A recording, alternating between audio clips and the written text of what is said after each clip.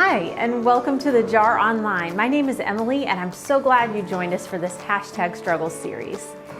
Did you know that in the age of social media, we've actually started caring less as a society? We have less compassion for the people around us. We may say we care, but do we really act? Let's hear Pastor Chris as he shares about having true compassion and how it requires action. Now, the interesting thing with social media is that it's a great platform that can get a lot of people around a cause, and it can increase compassion for a period of time. And then all of a sudden, almost every single one of them, there's this huge drop. And my question for us this morning is, why is that? Well, several weeks ago, I was looking at a study from the University of Michigan. From 2009 to the present, we've actually gotten worse, and now we kind of have 48% care less than what we did in the 1980s. And folks, when I think about that as a culture, we care 48% less than what we did in the 1980s. It's tragic to me. Why are we caring less? Why is it, as a culture, that we tend to care less? Now, there are a lot of theories behind all of this, but almost every single kind of student or expert on this says this, that the rise in social media actually causes people to care less. Now, that's strange because you would think that it would make us care more because we have this huge impact, but the truth is it actually causes us to care less. But the truth is also that when it comes to social media, it does have a tendency to actually cause us to care less. How do we know that? Well, first of all, we're tempted to become more obsessed with ourselves. And how do I know this? Because constantly you see people going like this. And when they do this, what are they taking? They are taking a selfie, right? No, somebody said here, photo. They're not taking a photo. They're only taking a photo of themselves because it's a selfie. And why do we take selfies? Because we look at it and we go, I look good. Like I look really good. Like I look so good that I should post this. And so then we post it, and then what happens? We want everybody to like it. Like actually tell me how good do I look. And this is what happens in that process, that there is a chemical that is released in our brains in that called dopamine. And when that happens, we get a buzz. We're like, woo, man, these people like me, and I wonder how many of them like me. And then all of a sudden you look at your picture and you filter it and you make it better and better. And it goes from 10 to 20 to 56, and you're like, my record's 59. Am I going to get it? And the dopamine is just firing in your brain, and it's actually causing you to be more self-centered. Another reason why social media can cause us to care less is this, that there is a lack of personal interaction. It makes it easier not to care. When there is a lack of personal interaction, it makes it easier for us not to care. For example, let's say that you post on Facebook, I lost my job. Now, what's going to happen with that? There are people that will come to your wall, they'll type in and they'll go, hey, sorry to hear that. Or other people say, hey, I'm thinking of you. Or some people might even actually say, hey, I'm praying for you.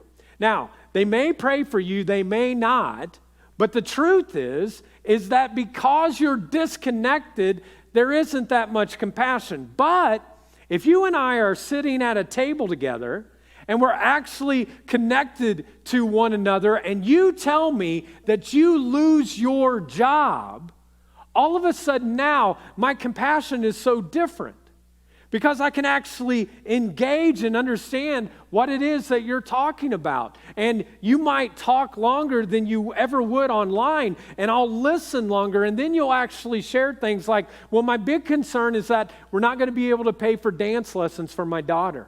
We're not going to be able to pay for the mortgage. These are the concerns that I have when I lost my job. And suddenly, I am moved to a deep part of my heart and a depth within me that you can never get by simply doing it on social media.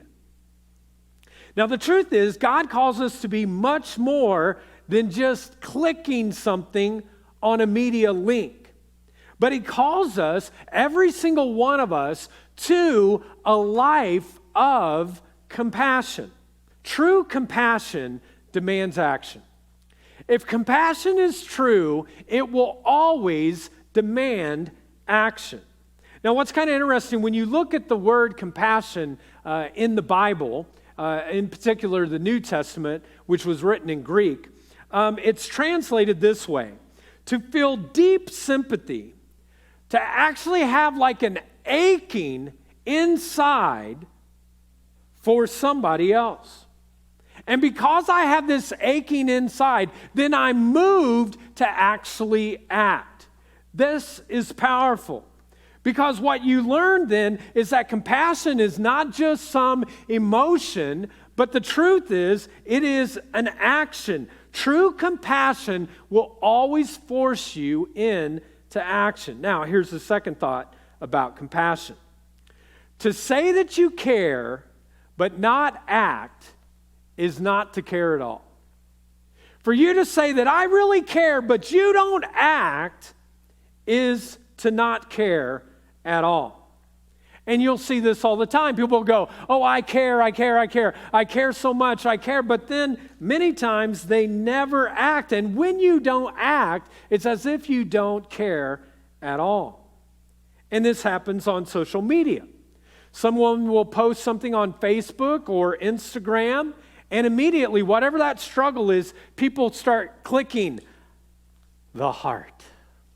Because I want to let you know that I am filled with compassion for you. And so you click and you click and you click and you like and you like and you like, and you're like, oh man, they're going through something. I'm so sorry to hear that. Folks, let me say this. Caring is not clicking. Caring is not clicking. Caring is where you actually act upon whatever it is that you're concerned about. Caring is not liking a person's post, it's loving the person. In fact, it's amazing to me, when you look at the life of Jesus, every single time the word compassion is connected to him, what you will find is an immediate action that takes place. He feels something, and then he acts.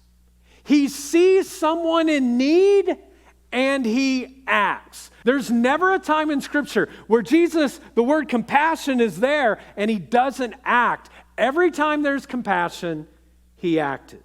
True compassion demands action. And if you say you care, but you don't act, it's as if you didn't care at all. So let me ask you this question this morning for you. When was the last time you showed compassion to somebody? You know, I just wondered today, what if everybody in this section right here made a commitment to be compassionate? What if everybody in this section right here, but when you left today, you chose to be compassionate? What if everybody in this section, when you got ready to leave, you're like, I'm going to be compassionate? What if everybody in the balcony, what if every single person on the stream, what if we all decided, no matter what it was, even if it interrupted my life and it cost me something, I'm going to choose compassion? How would that change our community? How could that change our world? Imagine the impact we would see in our neighborhoods and communities if everyone watching this video would start acting out of compassion for the people in their lives. The good news is you can start anywhere.